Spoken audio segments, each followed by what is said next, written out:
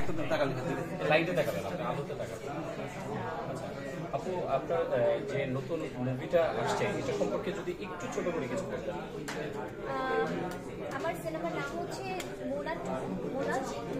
So এটার আগে একটা পার্ট ছিল, ওটাও রোজার ঈদে এটা হচ্ছে আমাদের এই ঈদে আসছে।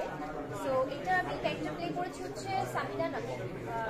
এটা আমার রিয়েল নেমও সামিনা বাসার। তো এটা হচ্ছে একটা কলেজ পড়ুয়া মেয়ে যে হচ্ছে কোনো একটা কারণে তাদের গ্রামে বেড়াতে যায় এবং সেইখান থেকে আর কি মানে কাহিনীটা স্টার্ট হয়। তো এটা একটা হরর মুভি এবং আগে দিনে যে প্রবলেমগুলো ছিল, মানুষের যে এক্সপেকটেশনের লেভেলটা ছিল, এইবার আমরা চেষ্টা করেছি সবকিছু মাথায় রেখে কাজ করতে। 2 বছর আসলে এবার মাথায় রেখেছেন, তার মানে গতবার যেটা হয়েছে সেটা কি মানে আপনার কতটুকু সাফল্য পেয়েছেন আপনার কাছে মনে হচ্ছে? জিন হচ্ছে হিট ছিল সিনেমা, ঠিক আছে, মানুষ হাসাহাসি করেছে, গালিগালাজ করেছে, সমস্যা নাই, বাট সিনেমাটা হিট ছিল। তো ওই জিনিসগুলো যেগুলো আগেরবার প্রবলেম ছিল, তো এইবার আমরা চেয়েছি যে এগুলো অ্যাভয়েড করে টেকনিক্যাল টিম থেকে শুরু করে আমরা যারা আর্টিস্টরা কাজ করছি সবাই চেষ্টা করেছে তাদের লেভেল মেসেজ। তো আশা করি এবার তার মানে এবার আশা করা যায় আপনি গালিগালাজ শুনতে হবে না নাকি? আশা করা যাক। আচ্ছা আচ্ছা, আপনার পার্সোনালি কি করা হচ্ছে? আপনার পড়াশোনা বা আপনি কি করছেন? আমার গ্রাজুয়েশন ইন্ডিয়া থেকে করা। তো আমি লেখাপড়া করে তারপর দেশে এসে তারপর সিনেমাটা সাইন করেছিলাম।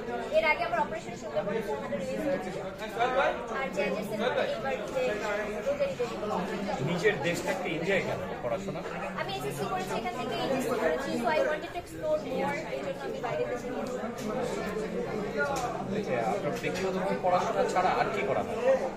বাসার মধ্যে যখন থাকি আমি জাস্ট কাউচ পটেটো, আমার জাস্ট তেমন একটা কিছু করা হয় না। সারাদিন লেজি সময় কাটে, টেলিভিশন দেখি, মুভি দেখি। আচ্ছা আচ্ছা, আপনি পাশাপাশি আপনি যতটুকু আমার জানা আপনি টিকটকও করে থাকেন। টিকটক হচ্ছে শখের বসে, টিকটক আসলে আপনার শখের বসে আর কি কি করেন? আমি পেন্টিং করি, ফ্রি থাকলে গান শুনি, এই তো। আপনার বাংলাদেশ